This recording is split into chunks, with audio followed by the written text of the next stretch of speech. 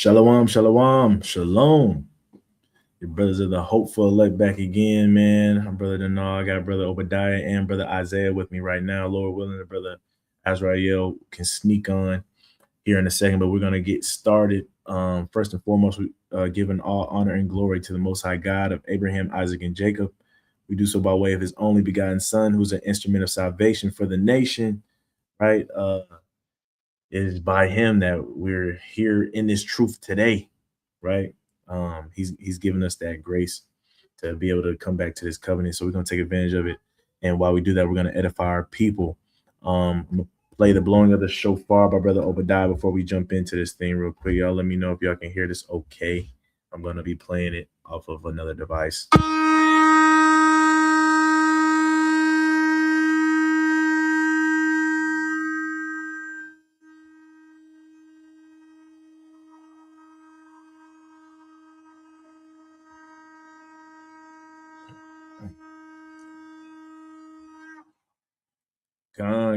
Con. Let's get this party started, man. Today's lesson is going to be entitled Never Play Chess with a Pigeon. Brothers on the screen, have you guys heard that proverb before? No? Never play chess with a pigeon, man. It's an old proverb. A lot of wisdom in it. A lot of old heads probably know it. I'm going to share two YouTube shorts real quick. It's kind of explain what the proverb is saying, and then we'll dive into it biblically. Let me share my screen real quick. If brothers got anything to say, if you want to open up and say, man, go feel free. Shalom to Baruch in the chat. It's going to be scribing for us. Y'all look in the chat if y'all miss a precept or not. Which one we going to do? Which one?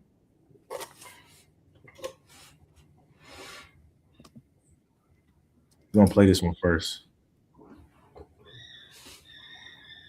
He said, he's finna say, that sounds like something my uncle would tell you. Yeah, man, this is an unk saying, man. Right? It's an unk saying for sure. But it's a good one. We're going to dive into it, right? Let me know if y'all can hear this first video. Life's like chess. You strategize, plan your moves, try to outsmart your opponents. But sometimes it's more like playing chess with a pigeon. No matter how good you are, that pigeon's gonna mess things up, poop on the board, and act like it won. Life's like chess. Right, man. Life is like chess, right? Sometimes, you're not playing with somebody that's, a respectable opponent. We're going to get into it. Let me share my second video real quick, and then we'll hop full steam ahead. What in the world, man? Get over here. All right. A word of advice?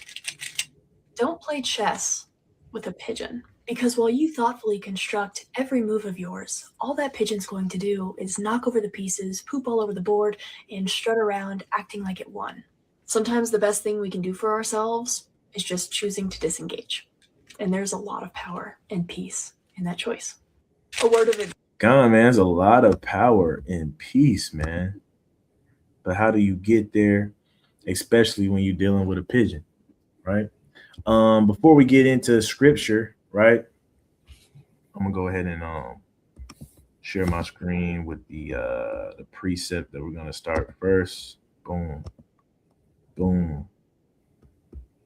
Remove it for now. Before we get in this, man, I kind of broke down these words. Never play chess with a pigeon.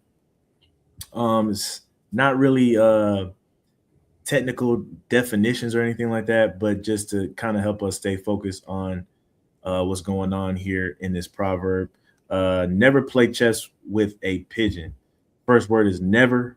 I got down here. I say never doesn't mean absent of actions, but choosing the action to not even embark on anything when said pigeon is involved, right?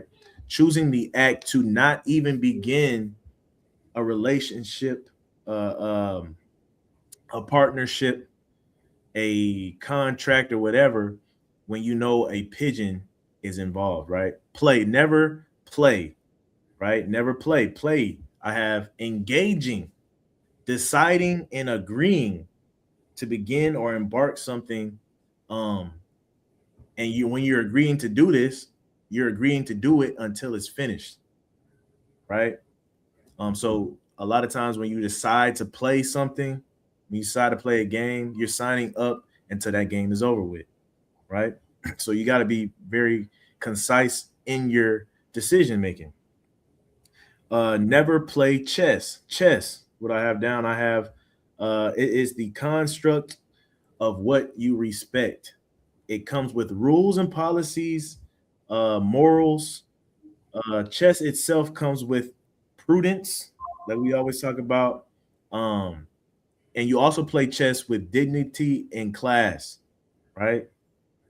So chess, of course, chess is a game, but I put construct just because chess can be parallel to anything, a relationship, life, um, a game, a contract, whatever, right? But with everything, with chess, the game of life, or whatever, the relationship, you're choosing to respect the rules, the policies, and whatever you're into at that moment, you're choosing to have morals and do it with dignity and class. So never play chess with is short. I have accompanying someone for the duration of something, right? With being with somebody, right? Pairing somebody up, accompanying, right? So never play chess with a pigeon. Now a pigeon, I put an animal instincts. They live in the right now. A lot of animals live in the right now. A lot of animals, now you do got certain animals that look to the future, but a lot of animals, they act in the moment, right? For I was thinking about my dog, man. Like, when you have pets, man, pets are funny, man, because they're candid all the way around. They don't try to play nothing off. They don't try to you know what I'm saying? They don't try to think about things before they do it. They just do it. They react. You know what I'm saying? Where a person might look at you at the corner of your eye, right? And they might be like, you don't want the person to notice you looking at them. You kind of looking at the corner of your eye, and when they look at you, they kind of look away. Animals don't do that. If you look at an animal, an animal look at you, they go. I was looking at my dog, man. He kind of see me at the corner of his eye. First thing he did was stand up. You know what I'm saying? He let me know he see me, and then I kind of move out the way. He go to try to look where I'm at. You know what I'm saying? Animals, they kind of live in the moment, man. They're very candid. They do what comes to mind. They just react. Um, Another thing about the pigeon is these are people that you see that need to be satiated, right? Immediately, right? They have no patience. Um, they can't think to the future. They want it right now. We all know we live in a microwave generation right now. Um, and they tend to make bad decisions. And when they make bad decisions, they don't care that they made this bad decision, you know? And so never play chess with a pigeon. Let's share my screen real quick. So we got first up, we got Proverbs 22, starting at verse 24, and we're gonna read to verse 25 as well. But at the top, we have brother Obadiah, or nah, yeah, we did. I don't know why they just did that like that. Tripping in the world. I can't move myself to the bottom. I got You gotta do it one at a time. That's crazy. All right, cool. We got Proverbs 22 and 24, and we're gonna read to 25. You can go ahead, brother O. This is the book of Proverbs, chapter 22 and verse 24. Make no friendship with an angry man, and with a furious man thou shalt not go. Right, man. So this first part that we're gonna dive into is gonna be on identifying pigeons and choosing to stay away from them. Right. So it says, Make no friendships with an angry man, and with a furious man thou shalt not go. Right? If you already see red flags in somebody, man, you don't want to embark on anything with that person. You don't want to begin to play any type of game. You don't want to begin any type of relationship with this person. Why? Why does it say that? Verse 25. Verse 25. Lest thou learn his ways and get a snare to thy soul. Right? Unless you learn his ways, right, and get a snare into the soul, man. Right? Sometimes playing with pigeons can be contagious, man. Sometimes the Bible talks about it all the time, man. Like, don't argue with a fool, because if you start arguing with them, people from the outside will look at you guys arguing and think both of y'all fools. You know what I'm saying? And so you don't want to even begin these relationships, because it'd be detrimental to your own soul, right? Let's go to the book of Psalms real quick. Psalms, is that 1:1? All right. Psalms 1:1. Khan, it's the book of Psalms, chapter 1, and verse 1. Blessed is the man that walketh not in the counsel of the ungodly, nor standeth in the way of sinners, nor sitteth in the seat of the scornful. Right, man. You know, and one thing I like right here is it says walk first, then it says stand, then it says sit. When you talk about chess, man, sometimes you talk about the game of chess itself. You talk about relationships, contracts, and all this stuff. A lot of times it start by walking, right? You walking around. Hey, man, where the games be at? You know what I'm saying? And then, you know, you finally find yourself talking to somebody. You standing, talking there. Oh, you know, they happen here, this, that, and third. And then you finally find yourself in that seat playing chess with a pigeon, right? It says, blessed is the man that walketh not in the counsel of the ungodly. You don't stand in the way of sinners, and you don't sit in the seat of the scornful, right? You making sure you identify the people that you're not supposed to be dealing with, man. It's gonna make your life easier. A lot of people do the opposite. A lot of people they target folks they know is not good for their spirit. They target folks they know it's not good for their soul, man. Right? And they end up getting messed up for it. Right? Just stick around the people you know got game. Right? Stick around people you know you can depend on to carry out a respectful game of chess, right? If you know, you know. Even in life, stick with people you know that's not gonna cross you. Stick with people you know that's not gonna give up. Stick with people you know that ain't gonna mess up your hard work and your concentration, right? Let's go to dang man, I forgot to put that precept there, right? Let me type it real quick.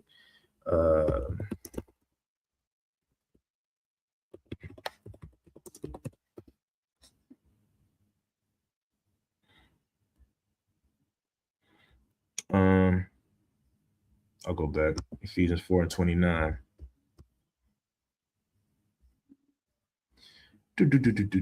Where is it at?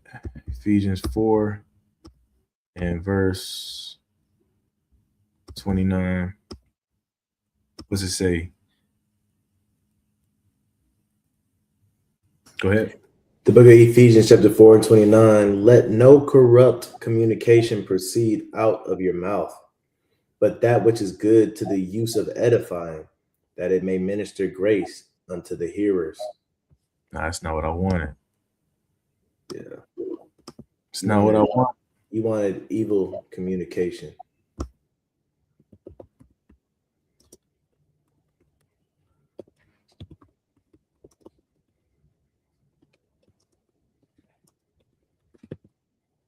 Oh man. 1 Corinthians 15 and 33. So like it. 1 Corinthians 15 and 33.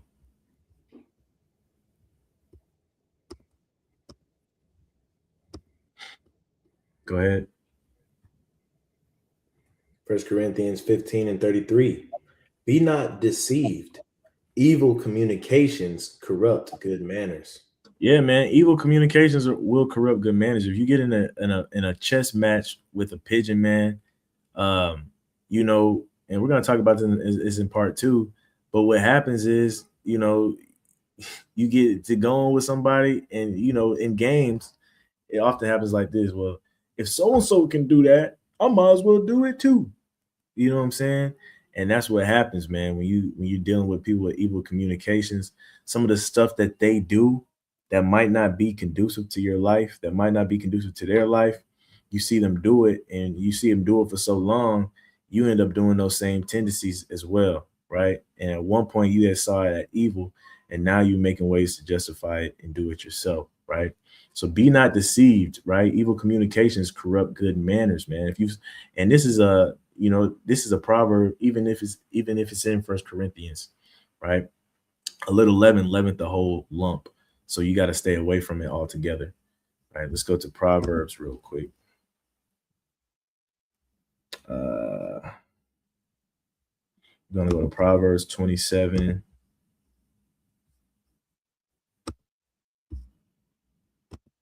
And verse 17. We actually moving along pretty fast. We probably be done with this one in a second. Got a part 2 after this though. It's a classic. Proverbs 27 and 17. Proverbs 27 and 17. Iron sharpens iron, so a man sharpens the countenance of his friend. Right. You want to find somebody that's going to respect the game that you're playing, man. That's going to think strategically with you. Why? Because when you're thinking strategically and the other person is thinking strategically, you might get ahead, right? But then it might push them to think harder too, and then they might get ahead.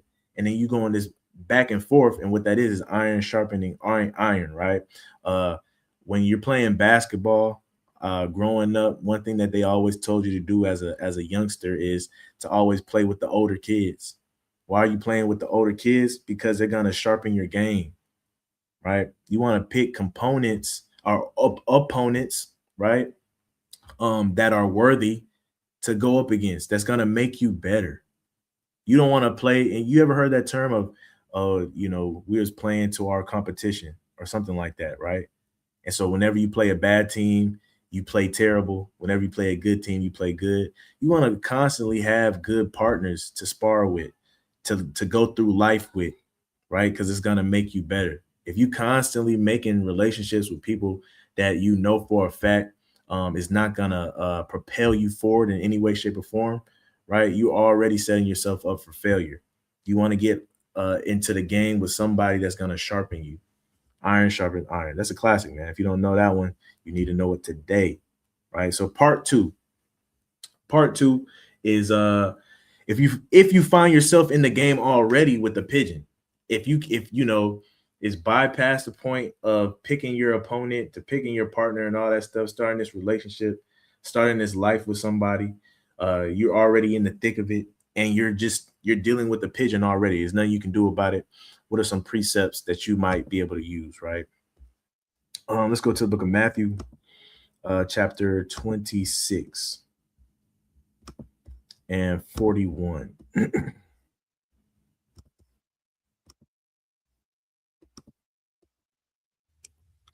Matthew chapter 26 and verse 41. And it reads, watch and pray that ye enter not into temptation. The spirit indeed is willing, but the flesh is weak. Do not let that pigeon tempt you, man. Right? Now, the hardest part about part two, because you're already in the thick of it, and I should have said this like in the parentheses, is learning how to stay in the spirit, man. You know, once you in it, man. You know what we say about that chess game. Once you signed up to play this game, you gotta do it till it's over with now, right? So you gotta watch and you gotta pray, man. What does that mean? You gotta stay focused. You're in this game with the pigeon, and you're laser focused, and he might knock all the pieces over the board and force you to pick them back up and put them back where they were. He might do it again, right? But you still got to be able to watch and pray through this thing, right? And you got to stay in the spirit. Let's go to the book of Proverbs. The Proverbs 12. And I feel like I went to this one already, but we're going to see. No. Go ahead.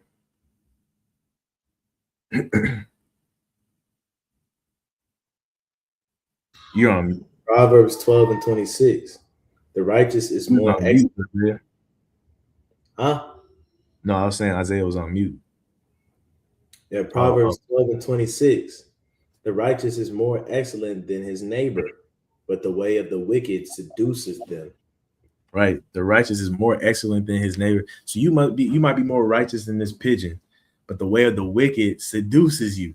What do I mean by that? You playing this game and you're trying to stay disciplined. You know, it's hard trying to stay disciplined, man. You know what I'm saying? Sometimes you got to be disciplined even when you don't want to. You got to show up even when you don't want to. And when you're playing life with a pigeon that does whatever he wants, whenever he wants, sometimes like, you can get seduced, right? You trying to stay on the straight and narrow. And this guy from time to time, he say, screw it, man. He do his own thing. You kind of looking at him do his own thing. And just because action against a speedy action against a wicked work is, or an action against a wicked work is not executed speedily. I probably messed that up, right? But just because it ain't judged speedily, now you getting seduced, man. Now you getting like, man, I might just do the same thing he doing, man. Right? Instead of staying to your faculty, staying home and playing the game the way it should be played. Now you start to have a lack of integrity, right? These things are very seducing, man. When you got a pigeon and he on the board, man, and he's strutting around like he owned the game, man. He doing what he want. Especially in today's era, because we want everything that we see, you know. And chess is a game of seeing ahead of its time. You gotta be patient and wait for that person to make this move so you can make that move. But if you're a pigeon, you're not even gonna wait. You're just gonna go ahead and do it, right? But you can't do that. You know what I'm saying? You gotta stay home. You gotta stay disciplined. But sometimes when you surround yourself with people like that, it'll force you to make bad decisions as well. And one thing I learned is somebody might get away with a lot of BS, right? And the first time you try it is the first time you realize you ain't them. You know what I'm saying? First time you realize you getting held to a higher standard. So don't ever give up your integrity. Keep playing the game, man. Keep playing with dignity in class, following the rules, the laws of God, following the moral expectations that come with it, right? And being disciplined and having that prudence and staying home, right? Being disciplined, right? Let's go to Galatians 5 and 16. What do we got? Yeah, this is what you got to do right here. Galatians 5 and 16. This I say then, walk in the spirit, and ye shall not fulfill the lust of the flesh. You got to walk in the spirit, man. You have to stay in the spirit. Because if not, you're going to fulfill the lust of the flesh. You're going to give in to the pigeon, man. You're going to believe that the pigeon won the game. The pigeon going to be strutting around like he won. And you know in your heart of hearts that, you know what I'm saying, that he cheated, that he don't deserve it, that he didn't win.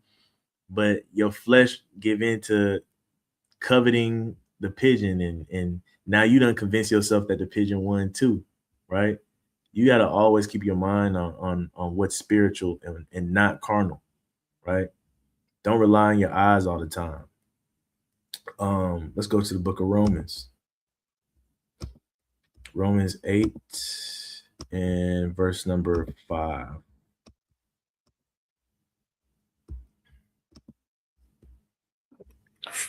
This is Romans 8 and 5.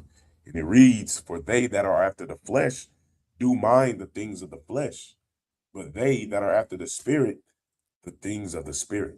Again, man, if you minding the things of the spirit, if you minding the things of chess, man, you're gonna stay in the game of chess, right? The moment you go outside of that and you start crossing the boundaries, you start, what do we call that in the truth? What do we call that biblically? You start to transgress. It's a slippery slope, man. You know, you know, the Bible talks about, you know, you allow them demons to come up on you. What does it say? 7 more attached to you, right? And so it's a slippery slope. That's why you got to stay in the spirit. You got to stay in the game, no matter what distractions come your way, right? Let's go to Colossians. Colossians 3 and verse 2. Let's see. Go ahead. Colossians chapter 3 and verse 2. Set your affections on things above, not on things on the earth. All right. Set your affections on things above, not on things on the earth. Again, set your things that are on things to come, right? And not in the moment. Not in the moment, man. Chess is a game of patience. Chess is a game of prudence. And that's the only way you can really succeed in chess, right? Knowing that, you got to stick to that principle. You can't be hasty. The Bible talks about being hasty in a bunch of aspects. You can't be hasty in anything. You got to ride it out. You got to stick to what you know best, right? Stick to the chess players you've known in the past and what they stuck to. Who am I talking about? The King Davids, right? Who am I talking? The Abrahams. You gotta revert your mind to the OGs, the Hall of Famers of the game, right? And carry it out as they would carry it out.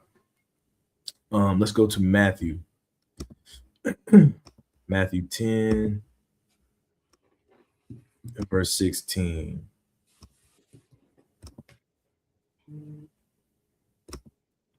It's another classic. Matthew chapter 10 and verse 16. Behold, I send you forth as sheep in the midst of wolves. Be ye therefore wise as serpents and harmless as doves. Right, man. The Most High, He has sent us forth as chess players in the midst of pigeons, man. And we gotta be able to know how to navigate through these things, being wise as serpents and harmless as doves, not as pigeons, but as doves, right? You got to be able to know how to navigate through this life, because in this life we are really outnumbered. There's more pigeons than chess players, right? And I think that's physically, literally in in real life, right? There's more pigeons than chess players. Go ahead, brother Isaiah. I was gonna say too, sometimes people sit down and play chess with the pigeon, thinking that they can change the pigeon, thinking that, well, maybe me and this pigeon have connected on a different level. So maybe if I can get them to play the game of chess with me, they'll see it different and they'll act different and move different. But you got to be mindful that, man, it's not your job to save everybody. It's not your job to be able to, pull everybody out of their foolishness, right? Some people are meant to stay in it because, again, there is a remnant of people that have to be judged for their wicked deeds. If it wasn't so, the Most High would have never said it in His Word that 2/3 shall be cut off and die, right? So you just got to remember that. Can't get upset that the people that you've been trying to pull on to come into the knowledge that to try to do better. Sometimes you just can't get mad that they doing the same old thing, because at the end of the day, man, they just pigeons. Now the Lord can take that spirit of off of them, but at the end of the day, it's only of the Lord that's going to happen.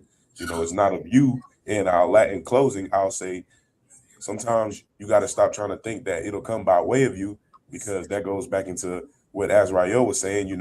That's kind of vanity, thinking that you're just such a mighty person, or that you break the Bible down real well, or you live your life a certain way that people will flock to you and gravitate to you, and you will be able to make that change. The change has to come from within, and it's only going to be by will of the Most High. So don't be being vain about the relationships you have with X said person, said pigeon. Don't be vain about the way you may teach and instruct different from others that have tried to get the pigeon to move differently. Remember that pigeons are still pigeons, and they're gonna do what they're gonna do, and it's only of the Lord that them pigeons become doves. That's a fact, man. That's actually a good point that I didn't even have, man. The fact that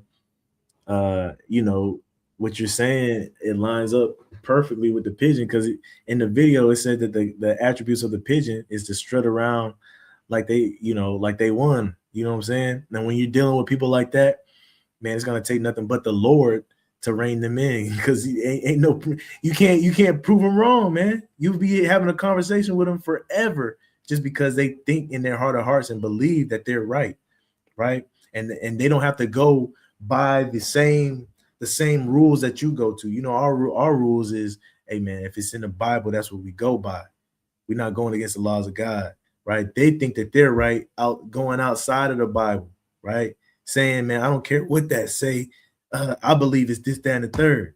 They're not even going by the rules, and they're pompous, and they feel like they won. Sometimes you can't talk sense into them folks, man. Their conscience is seared, and it is going to take the Most High to turn them from pigeons to doves, like the brother Isaiah said, man. It's a mighty point, right? This is Proverbs 16 and 32, though. Proverbs 16 and 32. He that is slow to anger is better than the mighty, and he that ruleth his spirit than he that taketh a city. Right, man. You got to be slow to anger, slow to give into chaos, and you'll be better than the mighty. You'll be better than the ones that were before us, right? He that ruleth his spirit is better than he that taketh the city. Because, hey, look, man, somebody that takes a city, sometimes it's not pretty. Sometimes a pigeon can take over a city.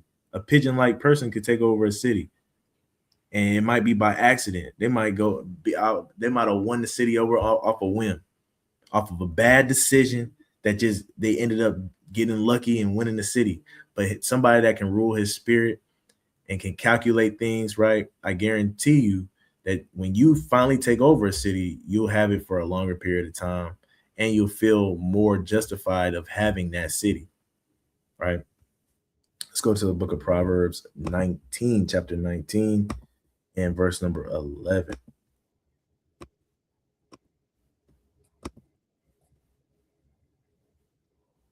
All right.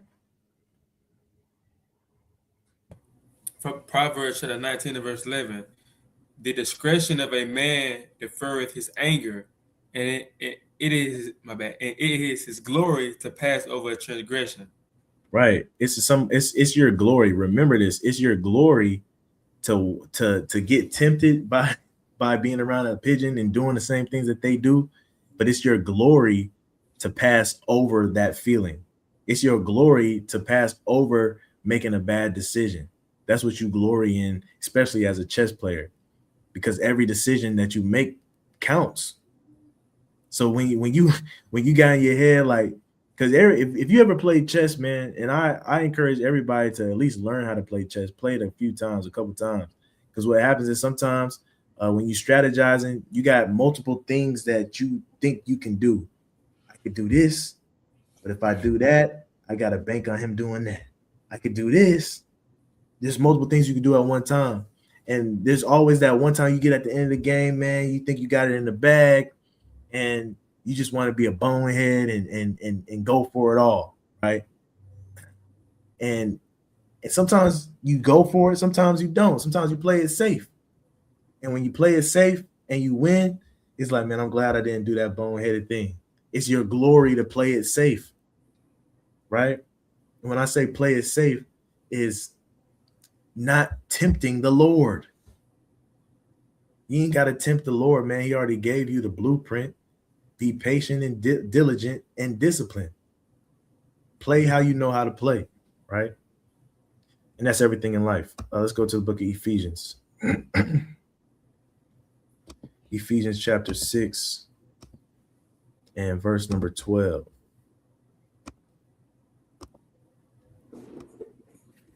It's another classic. Ephesians chapter 6 and verse 12. For we wrestle not against flesh and blood, but against principalities, against powers, against the rulers of darkness of this world, against spiritual wickedness in high places. Yeah, man. A lot of times, man, when you out here and you find yourself dealing with a pigeon, understand, man, you're not really fighting against the pigeon, but you're fighting against that. You're fighting against that animalistic spirit that's on that pigeon, man. Sometimes you want to get mad at the pigeon for being a pigeon. when you know what the pigeon gonna do, right? We used to talk about this all the time. Man, we don't hate Esau and we don't get mad at Esau when we see him at camp, right? Because we already know what's in Esau. You know what I'm saying? Why get mad at something that you know that the Most High put a spirit on them people to do certain things and say certain things, right? There's no point. Why am I wasting energy on that?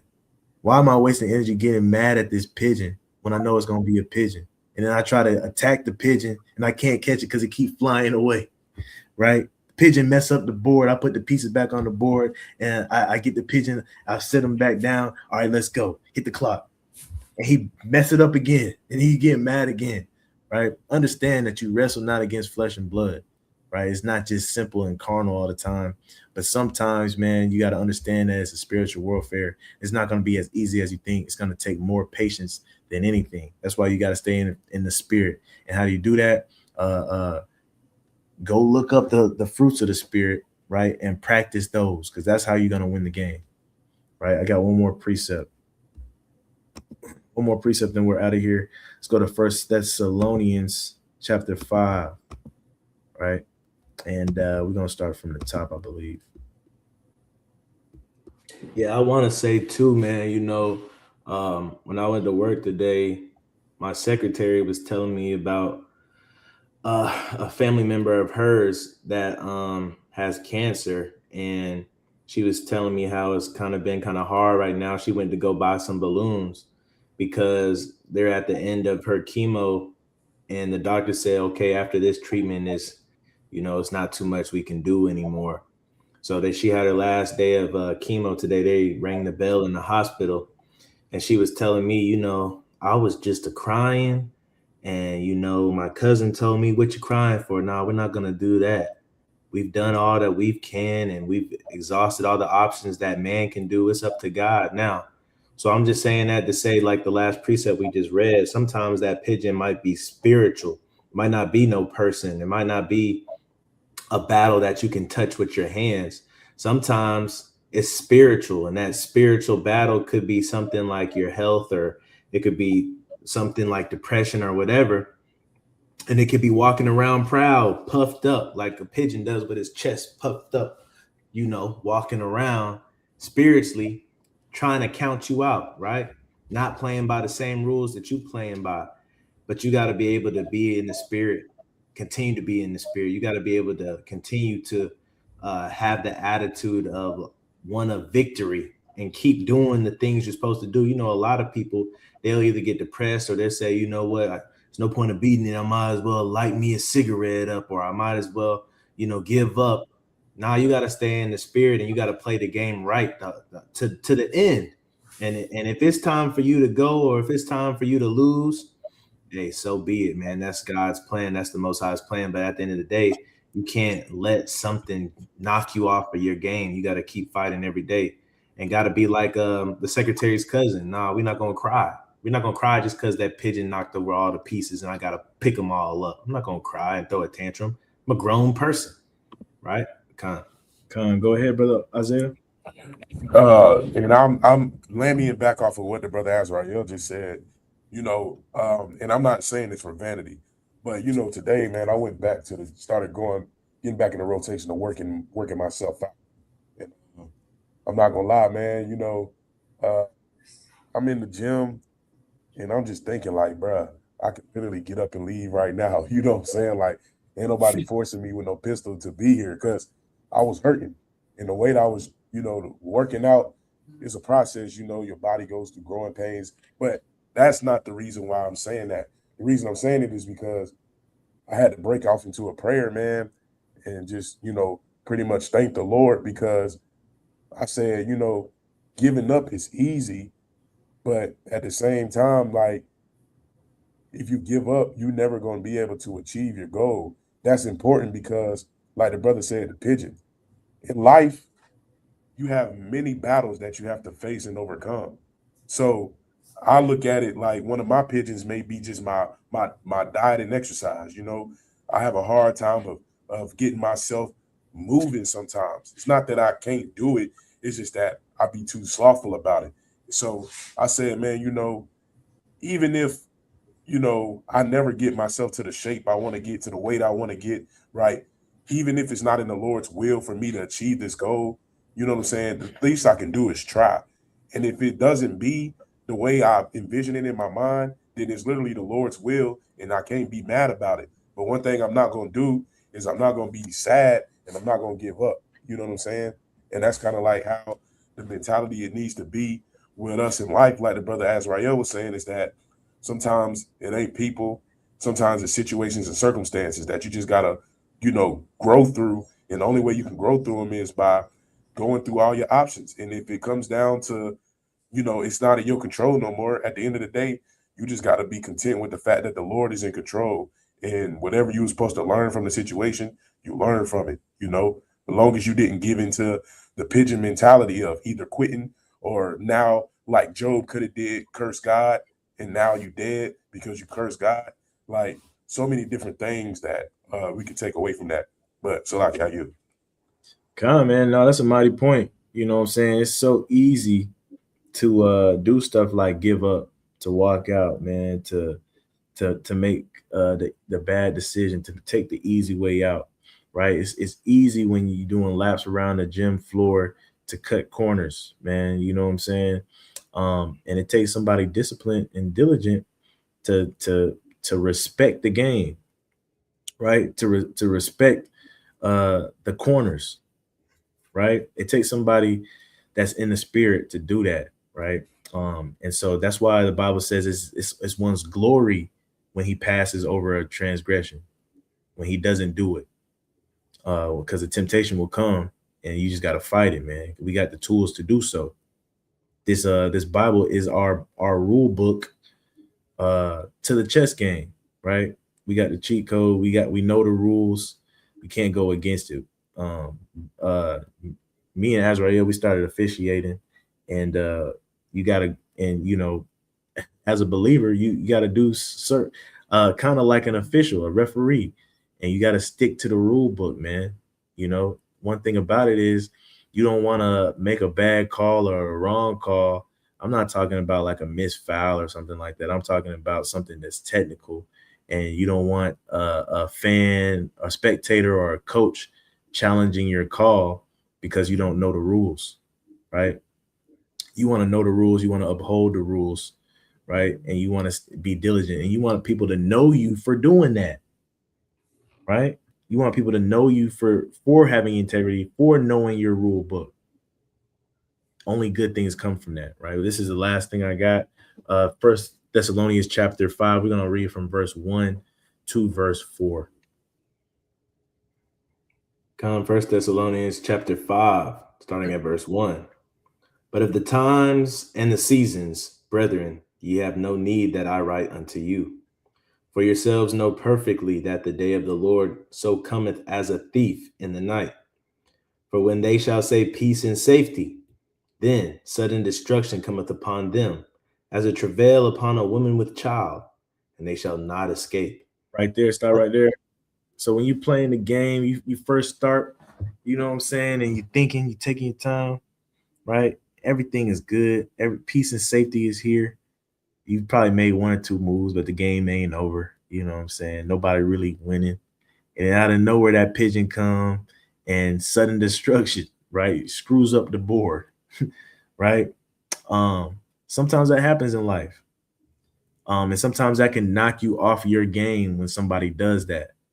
You ever play a game and somebody does a trick play or somebody does something that's unexpected and it throws you off, right? Sometimes people call a timeout, like, hold up, what's going on? You know what I'm saying? Sometimes you ain't got no timeouts and you got to play through it and you get caught up because you got so caught off guard, right? But this is what the Lord is trying to say to you. Verse 4, go ahead.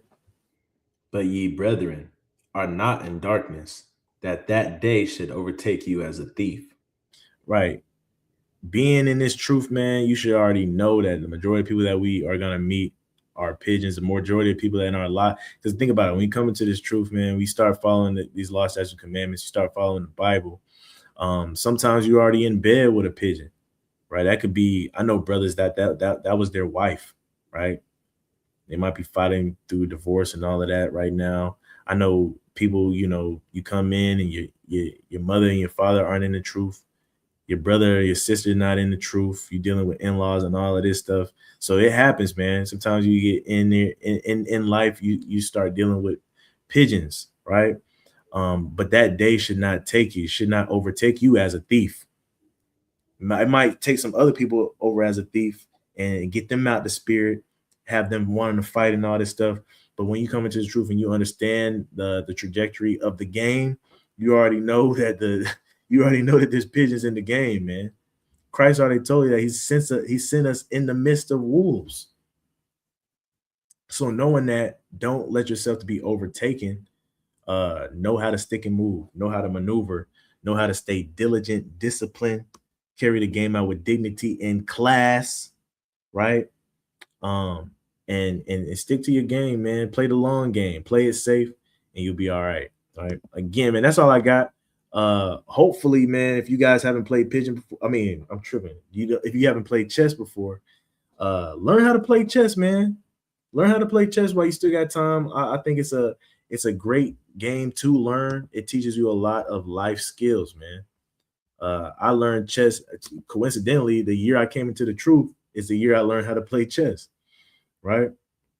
And it definitely is one of those games where I was putting it off because I was thinking it's too hard to learn. I'm gonna just stick with checkers. You know what I'm saying? But once you know how to play chess, man, it gets the brain juices going. It teaches you patience. It teaches you discipline. It teaches you how to value things, right? So if you don't know how to play chess, go play that. Go figure out how to play, and then you'll understand this proverb even more. Never play chess with a pigeon. Any brothers got anything else?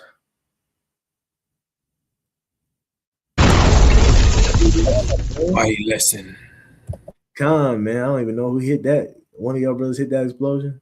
The water, man. But hey, look. Brother in the life.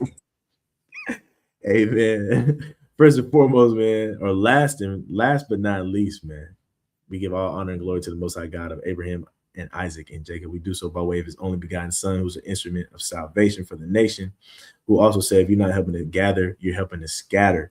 So that's why we make it our business to do these lessons to help gather the nation of Israel, the nation that's undesired, so we can get right, so we can avoid these pigeons and stay disciplined. But if that's all brothers got, we'll see you guys next time. It was a short lesson, but hopefully it was edifying.